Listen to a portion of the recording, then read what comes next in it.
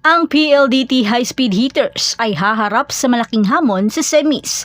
Bagamat si Coach Rodrick Afort ay hindi masaya sa paraan kung paano natapos ng kanyang kupunan ang preliminary round, sila ay humarap sa isang matinding laban kontra sa Cheritigo at alam nilang kailangan nilang magpakatatag.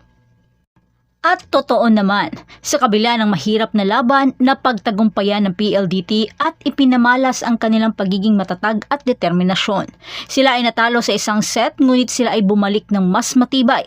Nagpapatunay na mayroon silang mental strength upang harapin ang mga mahihigpit na sitwasyon. Si Elena Samoylingco ang nagniningning na bituin na import ng kupunan ay isang puwersa na dapat katakutan. Nagtala ng kahangahangang 37 points. Umaasa rin sila sa kanilang mga veteranong manlalaro tulad ni Majoy Baron na isa sa mga nagpahirap kay Kath Bell dahil nagbibigay ito ng mga malulupit na killer blocks upang ma-secure ang match point.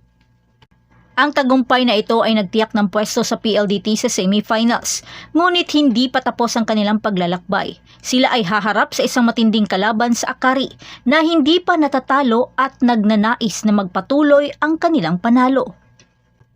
Ang dalawang kupunan ay umaangkla sa dalawang import na may mga magagandang ipinapakita sa laban.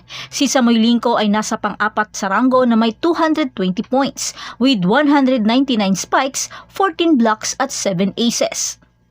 At sumunod naman si Ocaro na nasa pang-5 sa pwesto sa best scorer na may parehong 220 points at 199 spikes, 14 blocks at 7 aces. Kaya pagandahan na lang ng gising sa araw ng itinakda kung sino ang mas may malakas ang diskarte. At ito ay magiging isang labanang knockout match at parehong mga kupunan ay uhaw sa tagumpay. Kailangan ng PLDT na dalhin ang kanilang pinakamahusay na laro upang malampasan ang dominasyon ng Akari.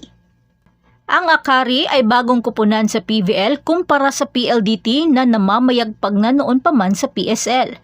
Pero hindi pa sila nakakaabot sa podium finish sa PVL at nagkaroon lamang ng championship stint noong 2015 sa Shakey's V-League.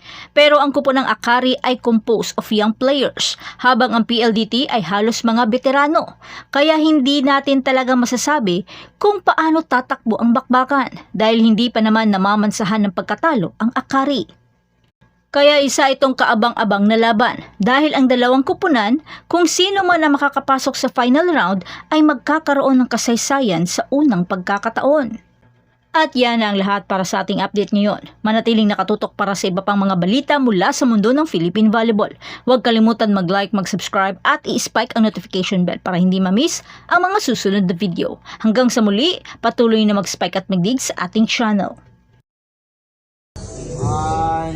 Wait lang.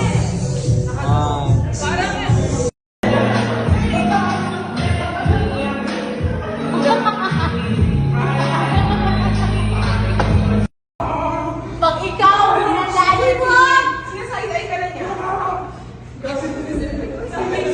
Sir, di ka na makakalapit dyan. Sir!